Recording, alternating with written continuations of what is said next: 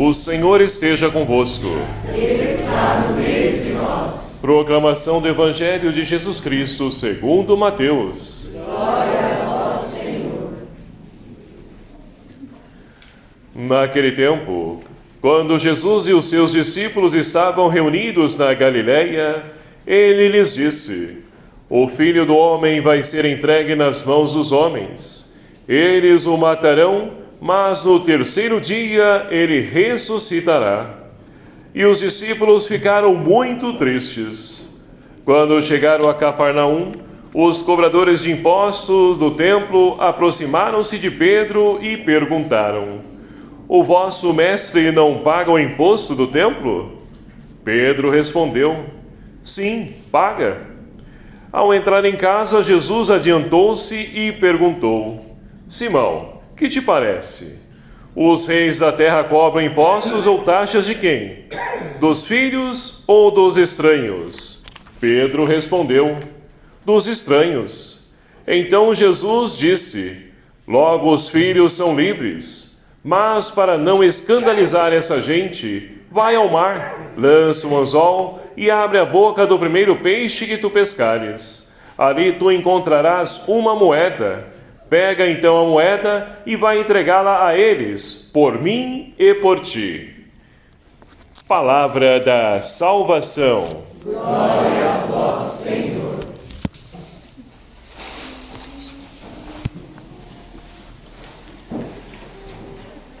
Queridos irmãos e irmãs, louvado seja o nome do nosso Senhor Jesus Cristo. Para sempre seja louvado. E que alegria nós temos então de poder nos reunir mais um ano com a graça de Deus, para poder então celebrar a Semana Nacional da Família. Olhando a realidade nossa enquanto família e o nosso mundo a qual nós vivenciamos, nós vamos então percebermos o quão distante as famílias estão de Deus. E consequência disso, basta olhar os relacionamentos. Basta olharmos então o relacionamento de pais e filhos, basta olhar relacionamento entre marido e mulher, basta olharmos também para a educação dos filhos. Nós vamos percebendo o quão distante as famílias estão daquilo que é o centro da família, de ser então a escola do amor, a igreja doméstica, a escola do perdão, onde então os pais são os primeiros educadores dos seus filhos, catequistas dos seus filhos.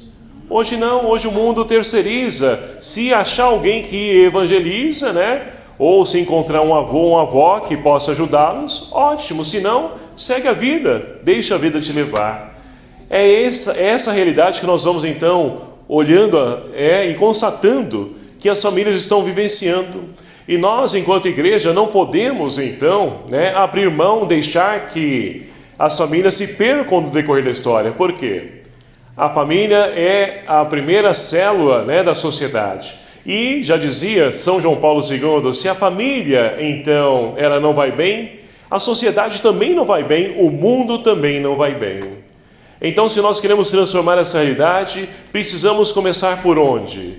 Pelas famílias. Então, que alegria podemos então acolher esse chamado de Deus para nós enquanto igreja, enquanto pastoral familiar, enquanto família, para podermos então ser luz para esses lares, para essas famílias.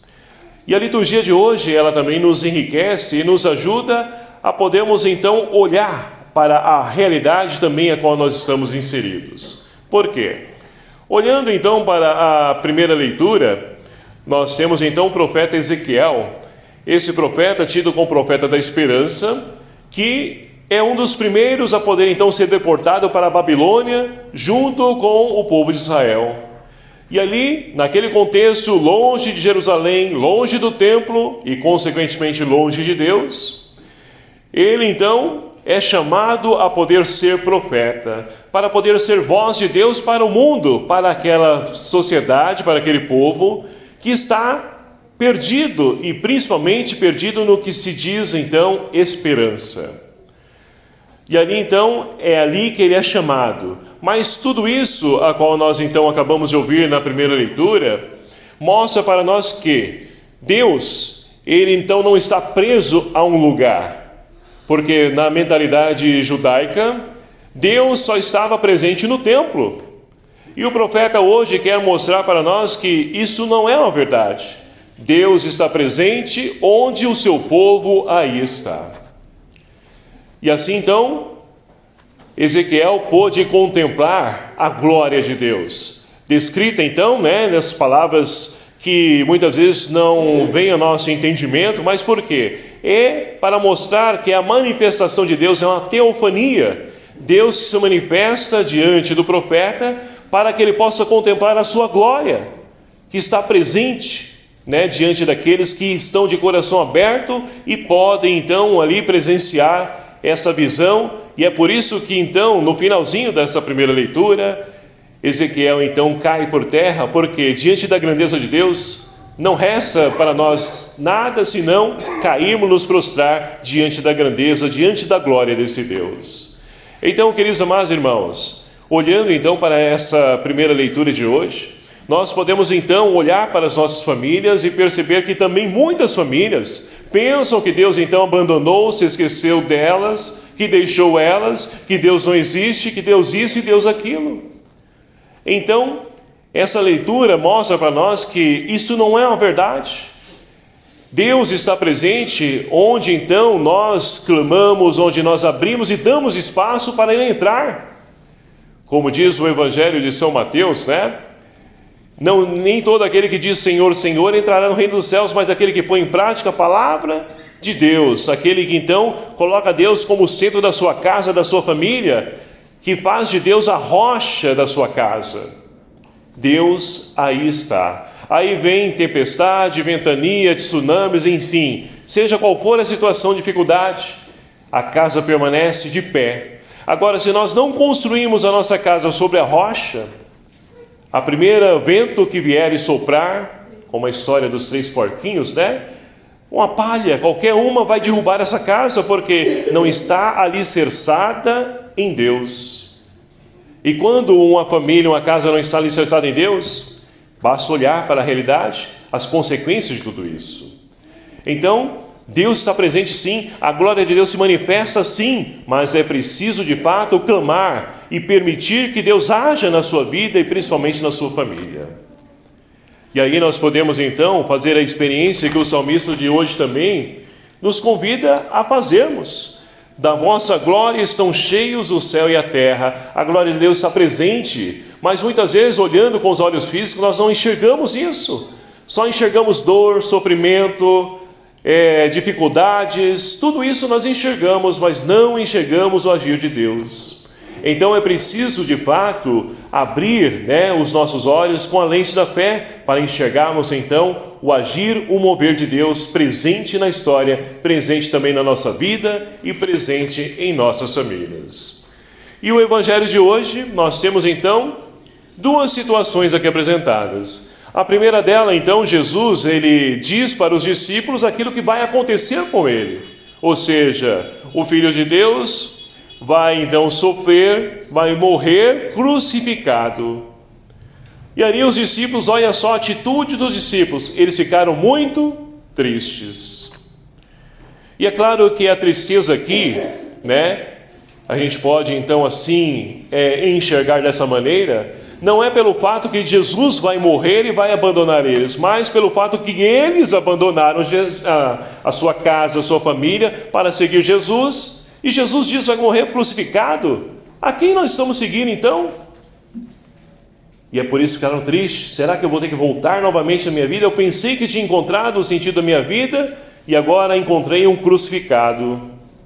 E quantas pessoas, meus queridos amados irmãos, também não seguem Jesus porque só olham então para a dor, o sofrimento, não conseguem enxergar que através de tudo isso leva a glória.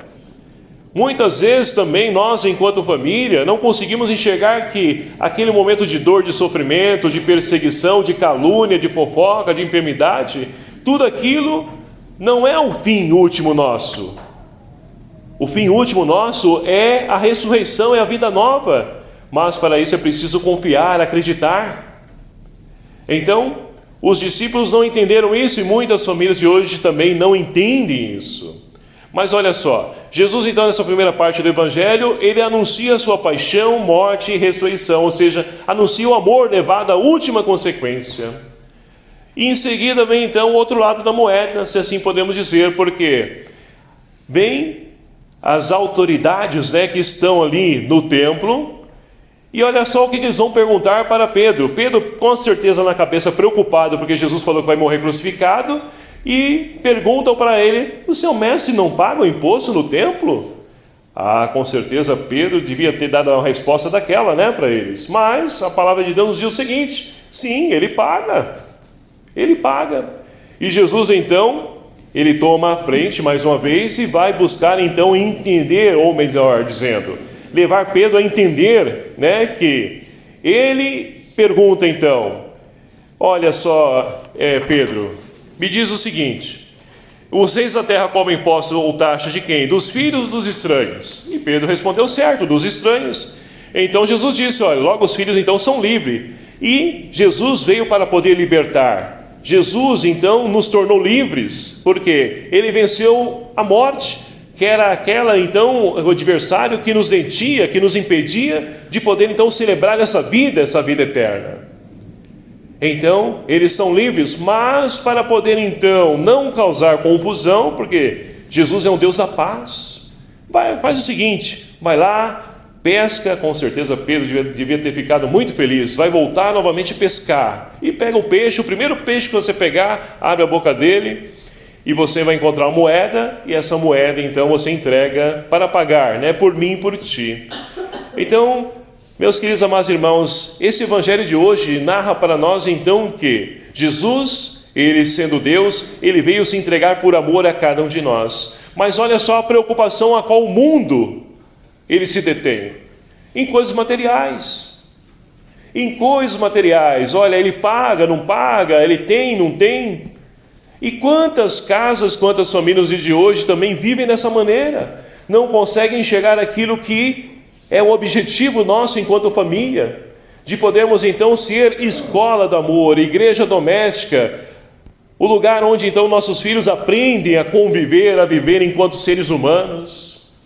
E aí nós podemos então, avançar para o nosso livrinho, nosso tema de hoje, que traz para nós amizade e a capacidade de alargar o meu convívio de amigos. Mas olha só, o mundo a qual nós estamos vivenciando, ele avança em todos os sentidos.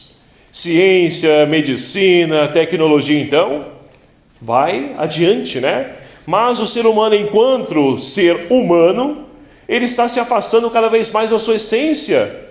Por quê? O mundo de hoje nos impõe e nos seduz ao quê? A olharmos somente para nós, vivemos no egoísmo, individualismo e tantos ismos por aí. E esquecemos do outro, ou quando nós então queremos estabelecer amizade entre aspas, aí a gente manda um convite lá no Facebook para poder as pessoas ser seu amigo, ser o seu seguidor em outras mídias sociais, e aí você vai dizer: não, eu tenho amizades, olha só, eu tenho 5.000 amigos no Facebook. Mas pergunto, você conhece pelo menos 100 desses amigos? Eu não conheço. Eu recebo todo dia lá convites, pessoas que entram, saem, mas muitas delas nem sei quem são.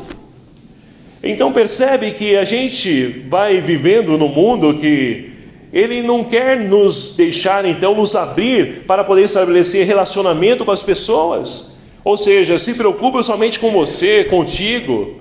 Nem em casa a gente vive assim. Por quê? Pai é pai, mãe é mãe, irmão é irmão, mas são os amigos a quem nós podemos partilhar nossos problemas, dificuldades. Mas muitas pessoas não partilham em casa aquilo que estão sentindo, mas partilham nas mídias sociais, com um amiguinho, que muitas vezes está preocupado em poder então ali ter um retorno diante dessa amizade. É esse tipo de relacionamento que nós estamos estabelecendo no mundo hoje. E com isso o ser humano vai se esfriando, o mundo vai esfriando e vai perdendo então a sua essência. E nós precisamos então resgatar, essa riqueza que nós temos, porque, como diz o livro do Eclesiástico, quem encontra um amigo, encontra um tesouro. Valorizar as amizades. É claro que muitas vezes a pessoa pisa na bola, a gente também não pisa, não erra, é falho como a gente. Não queira achar alguém, perfeito, porque a gente não vai encontrar e a gente vai ficar sem amigos porque não encontrei ninguém perfeito. Perfeito só Deus. É diante dele que nós então devemos ali, lançar a nossa vida, mas nesse mundo nós precisamos também das pessoas. Nós não somos sós. Deus nos ensina a viver em comunidade porque o outro, ele me preenche, o outro me ajuda, o outro me fortalece, o outro me sustenta. Agora, se nós então não tivermos essa consciência de que o outro, e eu preciso dele, que ele também pode ser o meu amigo, o meu irmão, a gente então vai se perder na nossa existência, porque se a gente não tem alguém para poder desabafar, a gente vai sufocando aquilo dentro da gente, e isso é ruim para nós. Por que que os ambulatórios hoje em dia, os consultórios, melhor dizendo, estão cheios, psicólogos, psiquiatra? Não é ruim isso, precisamos de ajuda deles também, porque Deus age também através deles. Mas se nós então desabafássemos, colocássemos para fora aquilo que nós trazemos dentro de nós, muitas vezes não precisaríamos chegar a esse ponto. Então, queridos amados irmãos, que nós possamos então pedir ao Senhor que nos conceda a graça, primeiramente, de podermos então enxergar a sua presença no meio de nós, seja qual for a situação a qual nós passemos, seja de dificuldade, perseguição, desemprego, de vícios, disso, aquilo, outro, Deus está presente. Agora, é preciso de fato dar o lugar dele, o lugar correto de Deus na nossa vida, e principalmente na nossa casa, na nossa família, para que assim nós possamos experienciar e ver também a glória de Deus.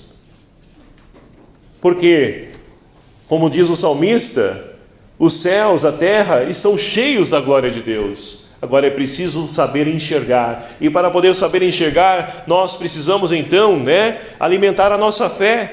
E ninguém melhor do que na igreja doméstica, A primeira igreja nossa é a igreja, a nossa casa, a nossa família. De alimentarmos a nossa fé. Pais, mães, eduquem os seus filhos, apresente Jesus para eles. É o melhor tesouro que nós temos para eles, é a fé. Porque a fé, ela sustenta, ela fortalece, ela ajuda a formar um ser humano de qualidade, um ser humano ético, moralmente, que age moralmente, que faz as coisas corretas, que busca ser a diferença e que queira também transformar essa realidade.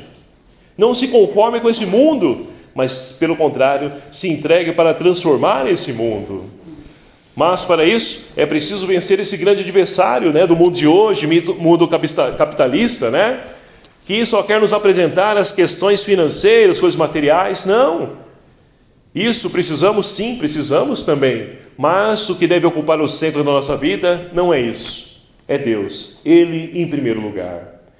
Que a Sagrada Família de Nazaré nos ajude e nos inspire a podermos então viver essa semana da família de uma maneira, a qual então nós possamos acolher tudo aquilo que o Senhor tem para poder nos oferecer, para levar para a nossa casa, para outras famílias, e assim nós poderemos então transformar a sociedade, começando essa mudança por cada um de nós. Então, que nós possamos recorrer sempre à Sagrada Família de Nazaré, que passou por dificuldades também, que sofreu também, que teve que fugir, mas em tudo Deus estava presente no centro. Não porque Jesus é Deus, estava ali, não, porque eles colocavam a sua confiança em Deus, o Pai do céu, que com certeza fortaleceu, animou e ajudou a vencer e superar toda e qualquer adversidade. Que essa seja também a nossa escola, para que nós possamos então receber a